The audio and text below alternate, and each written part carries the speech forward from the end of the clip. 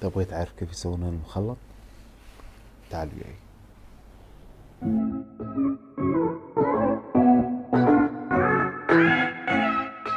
السلام عليكم ورحمة الله وبركاته اخواني واخواتي المشاهدين. اليوم راح نتكلم عن واحدة من اشهر الخلطات اللي كانت متوفرة عند عطارين دبي. واحدة من اجمل خلطات عطور الشعر واللي كانت تتزين فيها العرايس في عصر من العصور. ودام يبنى طاري العطار لازم نخبركم منو هذا العطار، بالذات لاخواننا واخواتنا اللي ممكن ما يعرفون منو العطار ولا مو موجودين في الخليج. العطار حبايبي هو الريال او الرجل صاحب محل صغير كانت فيه اعشاب ونباتات طبية كانت تستخدم للطب الشعبي في زمن ما قبل المستشفيات في الخليج، وطبعا بعض الدول العربية في الوطن العربي. طبعا هذا العطار كان عنده في المحل زيوت عطرية يستخدمها قبل في تعطير البيوت والثياب وغيرها. وبعد كان العطار هذا يسوي بعض الخلطات عشان يبيعها على الناس اللي ساكنين حول في الفريجة والفرجان الجريب منهم. ما علينا من القصة الطويلة هاي كلها. اليوم انتم تحتاجون تجهزون وياكم اول شيء دهن الفل، دهن الحنة، فيجي البحرين، والزعفران الأبيض، وإحنا بنستخدم هني دهن العود الجديد. أنتم ممكن تستخدمون أي دهن عود ثاني تحبونه أو تفضلونه أو أنه متوفر عندكم، لكن المهم أن يكون عندنا دهن عود نستخدمه. تمام؟ ويلا نبدأ عزيزي المشاهد، ولا تنسى الورقة والقلم، وتاخذ لك كوب من القهوة للاستمتاع بالدقائق القادمة. ويلا نبدأ. طيب نبتدي خطوة خطوة بمزج المكونات، لكن أحب أرد أذكر مثل ما نقول دايما بنحتاج زجاجة مختبرية، يفضل أن تكون مختبرية عشان وقت المزج الطويل ما تتأثر أو ما تنشرخ أو غيره.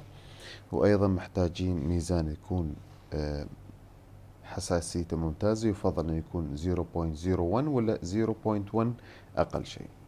طيب أول منتج راح نحطه او اول زيت راح نحطه في الخلطة اللي هو زيت فيجي البحرين، وراح نحط لل100 جرام 20 جرام.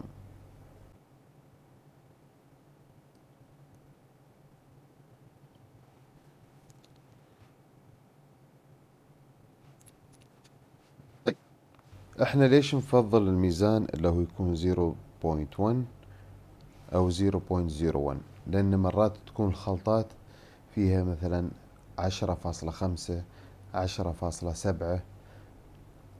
الميزان اللي يبتدي من 1 جرام هذاك ما يعطينا إلا بعد الدوت، يعني يعطيك جرام 2 3 4، فتلاقيه ينتقل من 1 جرام إلى 2 جرام على طول، من 2 إلى 3 على طول. احنا محتاجين هذه الفواصل لبعض الخلطات الخاصة فينا. بعدين راح نضيف دهن الحنة، ومثل ما قلت لكم كل الزيوت هذه إذا ما كانت متوفرة عندكم أو مو بعارفين وين تحصلونها، ممكن تلاقونها عندنا في المتجر اللي مكتوب أو موجود في الوصف تحت عندكم. بنضيف لل100 جرام 20 جرام من دهن الحنة.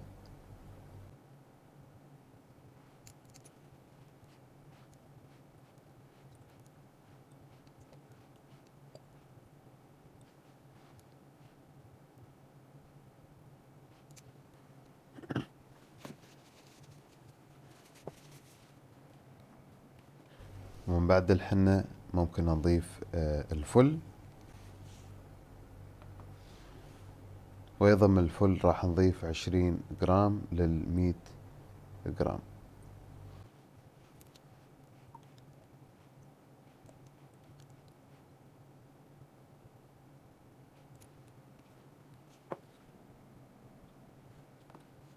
أما الحين راح نضيف اللي هو الزعفران، ولازم نركز أن الخلطة هذه فيها الزعفران الأبيض مش الزعفران الأحمر. فرق كبير في النوتة العطرية بين الزعفران الأبيض والزعفران الأحمر. ولل100 جرام أيضا راح نضيف 20 جرام من الزعفران الأبيض.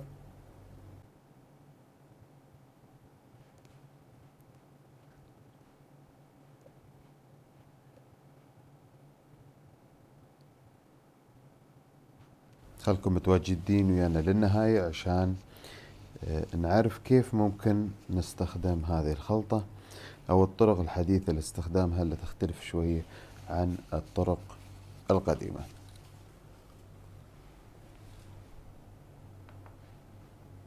آخر شيء بنضيفه للمنتج هذا قبل ما نوديه على الخلاط اللي هو دهن عود كمبودي، اسمه عود نيو أو عود جديد، بتلقونه في المتجر عندنا. ومثل ما قلت لكم الموضوع أو الأمر راجع لكم في اختيار نوع دهن العود اللي بتضيفونه، لكن الأهم إنه يكون دهن عود طبيعي.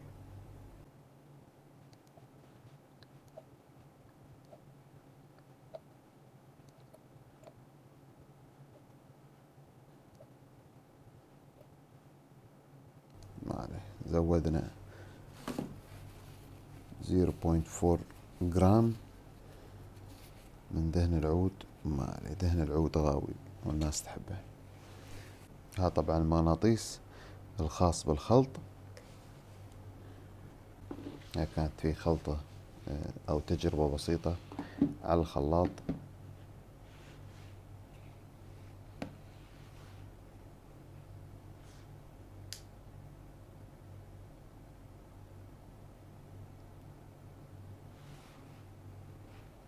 مثل ما انتم شايفين الخلاط شغال. نخليه لمدة 24 ساعة يخلط، وبعدها ندخله لعملية التخمير أو التعتيق عشان ناخذ ريحة أفضل، أجمل، فوحان أعلى. طبعا ما يحتاج أقول لكم الريحة اللي قاعدة تهف علي الحين والخلاط قاعد يخلط المزيج الجميل هذا اللي تشوفونه قدامكم الحين. طبعا كيف ممكن نستخدم هالزيت؟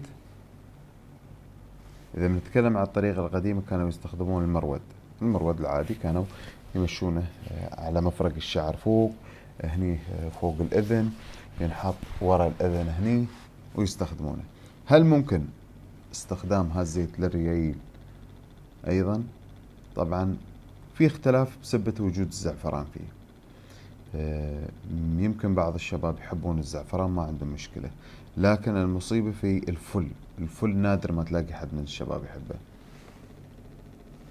الريحة أعتقد أن هي نسائية أكثر من رجالية، لكن ما يضر إذا في بعض الشباب ممكن أنهم وضعهم أوكي مع الفل ولا مع ريحة الحنة.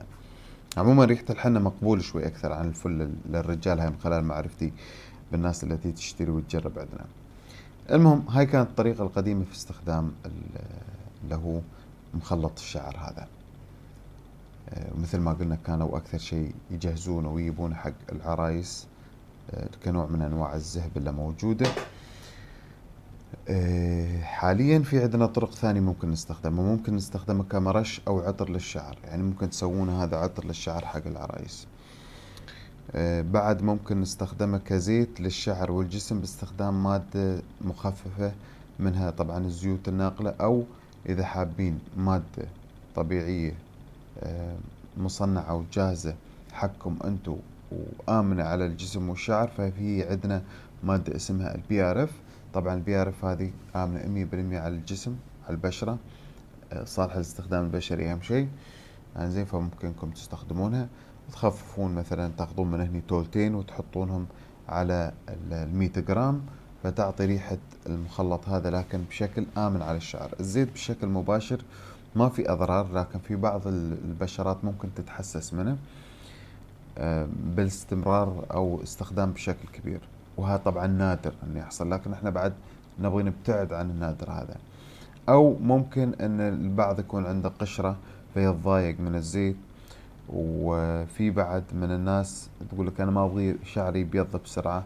ما في شيء أثبت أن الزيت يبيض الشعر، لكن رجعنا لأمهاتنا للحريم الكبار، شوفوا أو ركزوا فيهم وين أكثر شيء تلاقون الشعر الأبيض. تلاقونه في مفرق الشعر، زي المفرق هنا أكثر شيء، وتلاقونه في المنطقة هذه. أوكي، هالمنطقة ممكن طبيعية، لكن مفرق الشعر ليش؟ لأن كانوا يبون المرود، عاد مراودهم كانت هاك اللي هو المرود بوديج حطوه سوت لك هالحركة وعطرت المفرق. ممكن احنا ان نخفي هالآثار باستخدام بيرف. بيرف طبعا في الإيد بيفركون فيه الشعر كامل، عقب ممكن تنشطه وتسشوره وتاخذ راحتها هي. وبس والله هذا هو المخلط اليوم، واتمنى ان تكون الدقائق الربع ساعة اللي انتم حضرتوها والعشر دقائق مفيدة كانت لكم، وان شاء الله ان تكون باب رزق للي هو صاحب تجارة ولا مو بصاحب تجارة وما عنده وقت او بارض انه يسوي هالخلطة وحاب انه يشتريها، ممكن انه يتواصل ويانا. ممكن نبيع له بالتولة، او حتى لو كانت تاجر او تاجرة ويبون يشتغلون بس ما عندهم وقت يخلطون، ممكن ياخذونه منا بالكميات التجارية.